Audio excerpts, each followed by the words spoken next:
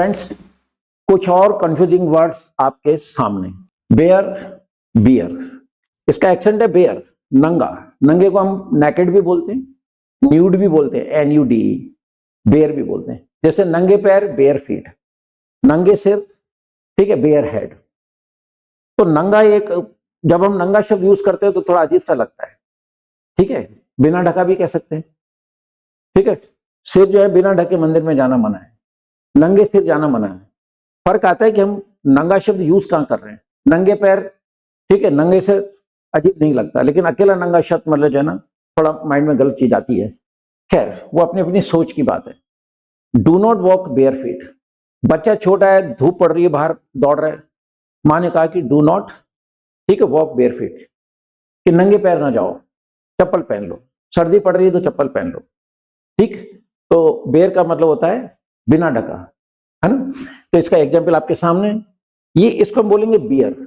अब देखिए एक्शन पे ध्यान देना, BEAR, बियर बोलोगे तो भालू। A bear is a wild animal. भालू एक जंगली जानवर है, ठीक है, पेट एनिमल नहीं है ये। फ्रेंड्स, इसी स्पेलिंग को अगर मैं एक बार और लिखता हूं और इसको बेयर बोलता हूं, अगर इसका एक्सेंट बेयर है, बेयर है, तो इसका मतलब होता है सहन करना। जैसे आपने कहा डॉक्टर सिर में बहुत दर्द है, मैं बियर नहीं कर पा रहा हूं। अक्सर लोग बोल रहे थे बियर, बियर नहीं बेयर, आई कांट बेयर, इतना दर्द है कि मेरे से सहन नहीं हो पा रहा है। तो स्पेलिंग इज सेम, लेकिन इसका उच्चारण अगर बेयर करते हैं तो सहन करना हो जाएगा, ठीक है, कि मैं मतलब ये चीज बर्दाश्त नहीं कर पाता हूं, ठीक है। whenever I listen this, ठीक है, I am sorry to bear it, या I can not bear it, कि मैं इससे बर्दाश्त कर ही नहीं सकता। तो आप देखिए, तो बेयर, बियर, बेयर, बियर बोलोगे तो भालू, बेयर बोलोगे तो सहन करना, ठीक है। तो स्पेलिंग्स को गौर से देखना है, इनके मीनिंग भी आने चाहिए, राइट। और जब अगर आपको ट्रांसलेट में अच्छी पकड़ है तो फिर इन वर्ड्स को आप जैसा भी आप चाहें, जैसा सेंटेंस बोलना चाहें वहां पे यूज कर सकते हैं। क्लियर।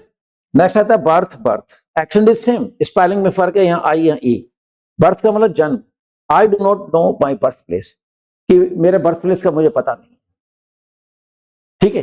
तो बर्थ प्लेस, अब बर्थ प्लेस क्या है, बर्थ जन्म होता है। अब होता क्या है कि बर्थ प्लेस जन्म है, तो जन्म यहां पर इस समय एडजेक्टिव का यूज किया जा रहा है। कौन सा स्थान जहां मैं पैदा हुआ था वो मुझे पता नहीं है, तो इट इज एन एडजेक्टिव। ये दोनों, ये जो है बेयर फीट, ये एडजेक्टिव है, लिखा नहीं था मैंने, ठीक है। ये नाउन के रूप में भी है और इसको वर्ब के रूप में भी यूज कर सकते हैं, ठीक है। बर्थ यहाँ पे इस समय एडजेक्टिव के रूप में यूज किया गया है, और बर्थ सीट है, ये नाउन है क्योंकि कोई चीज है। I have got a second class birth result. Little bit difference is spellings.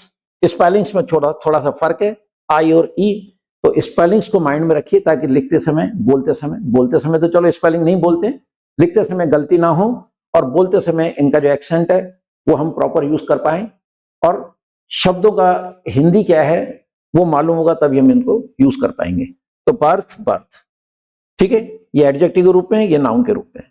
Next pair है ब्लू, ब्लू, ठीक है, एक्सेंट सेम है, ब्लू भी बोल जाते हैं कई लोग, ब्लू, ठीक, नीला। अब कोई चीज नीली है, थोड़ा सोचेंगे तो नीली उसकी विशेषता हो गई। नीली कार, तो है ना, कि तुम्हारी कौन सी कार है, नीली। 4-5 कारें खड़ी है, मैंने कहा नीली कार, तो नीली उस कार की विशेषता हो गई ना। तो यहां पे क्या हो गया, adjective. His turban is blue, कि उसका जो टर्बन है, पगड़ी है, साफा है, वो ब्लू है। कार ब्लू है, कुछ भी समझ लीजिए, शर्ट ब्लू है, तो उसकी विशेषता बता रहा है, तो ये ब्लू एज एन एडजेक्टिव यहां यूज किया जा रहा है। और ब्लू, ये ब्लो की सेकंड फॉर्म है, BLOW first form, BLEW second form, third होती ब्लोन। तो देखिए इसको, ये वर्ब है, ठीक है, ब्लो वर्ब होता है। तो ही ब्लू ए विसल, उसने सीटी बजाई। एक्चुअली ब्लो का मतलब फूंक मारना होता है। हम केक काटते हैं, मोमबत्ती बुझाते हैं, बांसुरी बजाते हैं, क्लारनेट बजाते हैं, सैक्सोफोन बजाते हैं, ये जो म्यूजिकल इंस्ट्रूमेंट होते हैं जो मुंह से बजाए जाते हैं, उन सब में अपन हवा मारते हैं। तो ब्लो का एक्चुअल मीनिंग फूंक मारना होता है। फिर जैसे इंस्ट्रूमेंट होता है उसमें उसकी आवाज, है ना, वैसी निकलती है। तो ही ब्लू ए विसल, उसने सीटी बजाई, ठीक है। ये सेकंड फॉर्म है, पास्ट इंडेफिनिट टेंस का सिंपल सेंटेंस है।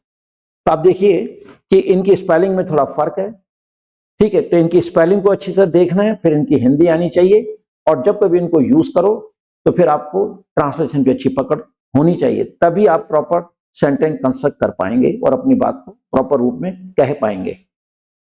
तो फ्रेंड्स, देखते रहिए वीडियोस और अपनी इंग्लिश को इंप्रूव करें।